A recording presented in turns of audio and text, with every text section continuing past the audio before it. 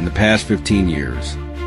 SBM Malaysia has successfully implemented 130-plus production lines and 300-plus equipment installations nationwide.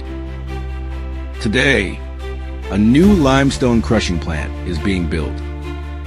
This crushing plant is an EPC project and it's for Malaysia's steel industry.